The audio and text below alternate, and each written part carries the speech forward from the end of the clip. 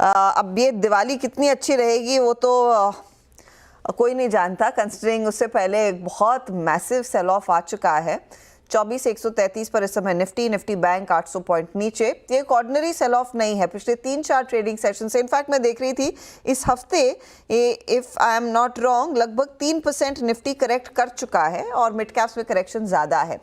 तो सब लोग पहले तो अर्निंग्स का केस दे रहे थे कि अर्निंग्स इतनी कुछ खास नहीं, लेकिन कल और आज में, और कुछ ही देर पहले लक्ष्मण रॉय भी हमारे सहयोगी कह रहे थे कि देखिए वित्त मंत्रालय भी कह रहा है कि क्या हम वो जीडीपी ग्रोथ टारगेट अचीव करेंगे या नहीं। ये एक और एडिशनल फियर फैक्टर आ गया है कि क्या अब मार्केट के जो नंबर्स हैं, इन कंपनियों के जो नंबर्स आए हैं, वो एक स्लो डाउन की तरफ इशारा कर रहे हैं। क्या वही सबसे बड़ा कंसर्न है आज मार्केट में?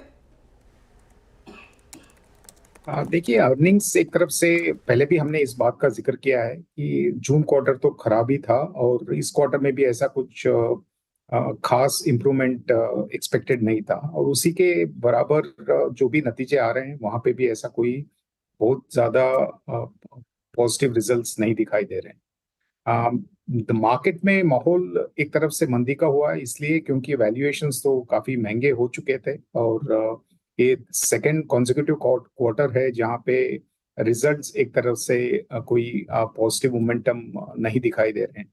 तो उस हिसाब से एक एक करेक्शन जरूरी था और हेल्दी भी है, मान सकते हैं, और वही हुआ है। तो उस हिसाब से थोड़ा बहुत ये एक्सपेक्टेड ही बोल सकते हैं कि ये करेक्शन मच अवेटेड था, और एक अर्निंग्स का ट्रिगर भी मिल गया, और इस अर्निंग सीजन में वो करेक्शन स्टार्ट हो गया।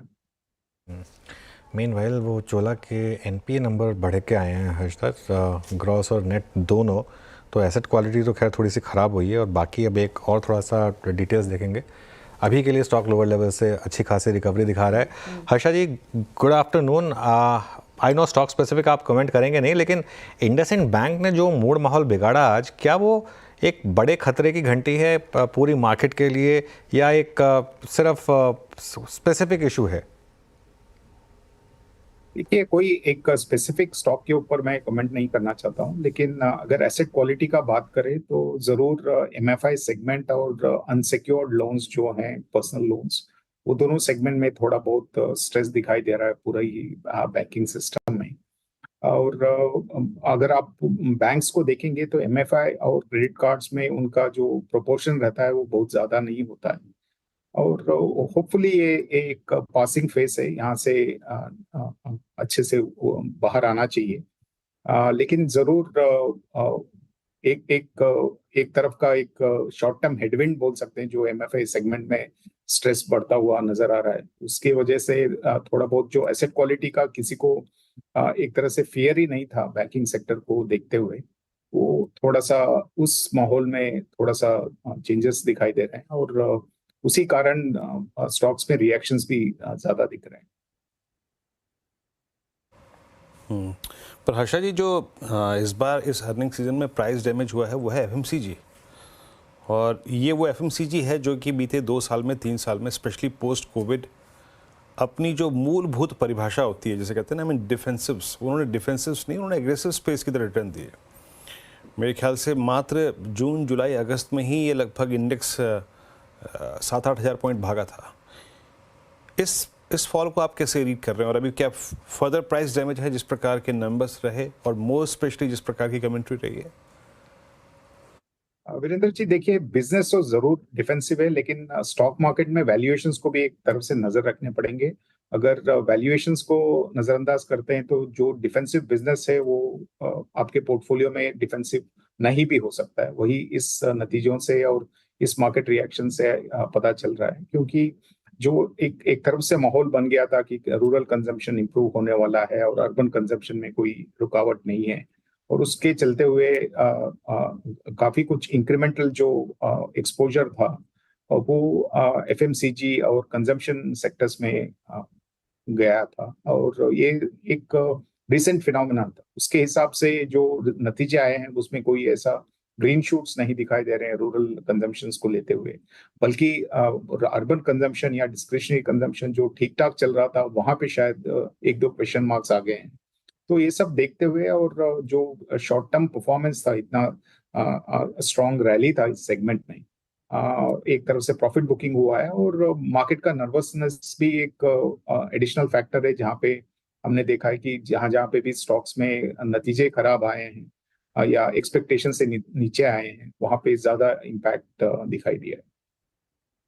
तो हर्षा जी, फिर ऐसी स्थिति में कुछ सेफ्टी मिलेगी क्या इस मार्केट में अर्निंग्स के मद्देनजर? अब तक तो सिर्फ आईटी की तरफ से वो आया, लेकिन वहां पर भी हम देख रहे धीरे धीरे करके लोग मुनाफा वसूली करते दिखाई दिए हैं।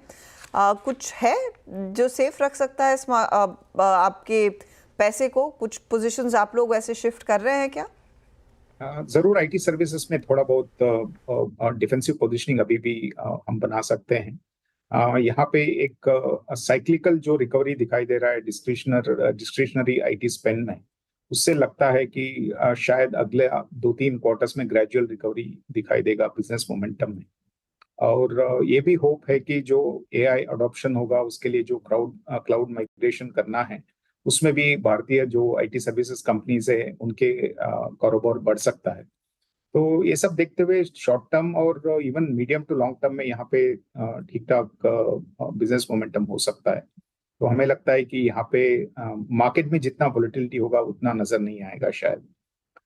अगला एक सेक्टर है जो बैंकिंग है। काफी कुछ एक्सपेक्टेशन के हिसाब से ही मूवमेंट हुआ है, कुछ खास परफॉर्मेंस आया नहीं है। लेकिन हमें लगता है कि ये काफी कुछ जो नेगेटिव शॉर्ट टर्म हेडविंड्स है वो डिस्काउंटेड है, और एक तरफ से काफी कुछ स्टॉक्स में कैप्सुलेशन जैसा बिहेवियर भी दिखाई दिया है कुछ पिछले कुछ ट्रेडिंग सेशंस में। तो लगता है कि यहाँ पे हो सकता है कि शॉर्ट टर्म में अभी भी थोड़ा बहुत वोलेटिलिटी रहे, लेकिन अगर आप मीडियम टर्म के लिए यहाँ पे निवेश कर रहे हैं तो शायद यहाँ पे भी ऐसा बड़ा वैल्यूएशन का कोई रिस्क नहीं।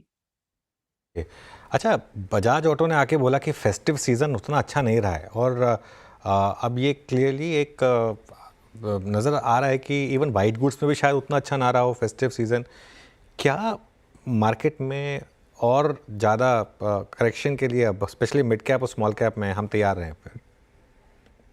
अनुज जी, देखिए, मिड एंड स्मॉल कैप में करेक्शंस के बावजूद अभी भी वैल्यूएशंस बहुत महंगे हैं। 30 से 40% इंडेक्स लेवल पे महंगा वैल्यूएशन बोल सकते हैं अगर आप हिस्टोरिकल एवरेज से कंपेयर करते हैं, और कुछ कुछ स्टॉक्स तो उससे भी ज्यादा महंगे हैं।